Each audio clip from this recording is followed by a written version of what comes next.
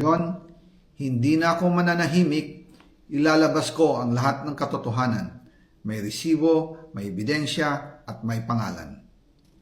Nagsimula ito nung tumawag si Sekmina Pangandaman sa akin nung nag-umpisa ang BICAM process last year, 2024. Ang sabi niya, katatapos lang ng meeting nila ni Pangulo at may instructions na mag-insert o magpasok ng 100 billion worth of projects sa BICAM. At sinabi pa ni Sekmina, you can confirm with Yusek Adrian Bersamin dahil magkasama sila sa meeting ni Pangulong BBM noong araw na yon. Tinawagan ko po agad si Yusek Adrian Bersamin at tinanong ko kung may instruction nga ba ang Pangulo na magpasok ng 100 billion during their meeting. Ang sabi niya ay totoo nga po.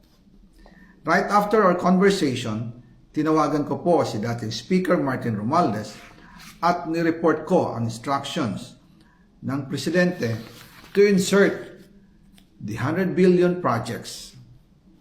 At sinabi niya sa akin, what the President wants, he gets. After ng ilang araw, nag-set po ng meeting si Sekmina Pangandaman at Yusek Adrian Bersamin sa amin ni dating Speaker Martin Romualdez sa Aguado Building in front of Gate 4 ng Malacanang at nandun din po si Yusek Jojo Cadiz. During the meeting, binigay po ni Yusek Adrian Bersamin ang listahan na worth 100 billion. Tinanong ko po si Yusek Adrian kung saan galing ang listahan. Ang sagot niya, galing kay PBBM mismo at binigay niya ito mula sa brown leather bag.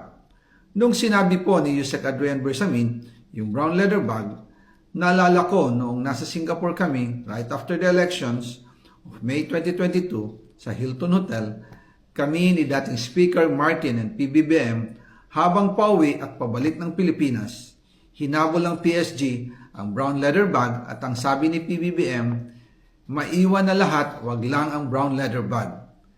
Kaya naniwala ako na utos talaga ito ng Pangulo.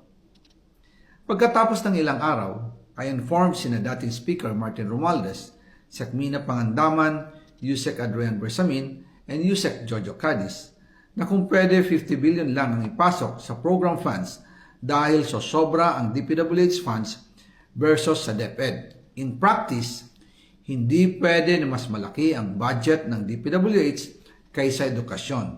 And yung balance na 50 billion, ilagay na lang sa unprogram funds for the 2025 budget. Dahil Office of the President din ang nagre-release ng lahat ng unprogram funds. Pagkatapos ng isang araw, tinawagan ako ni Sekmina at sinabi ang mensahe ng Pangulo. Ipasok ninyo yan dahil pinangako na sa akin ni Speaker Martin yan at hindi na pwedeng baguhin. Kumbaga, ang utos ng hari hindi pwedeng mabali. Again, I informed the Speaker and asked clearance about the instructions ng Pangulo. At ang sabi niya, wala tayong magagawa.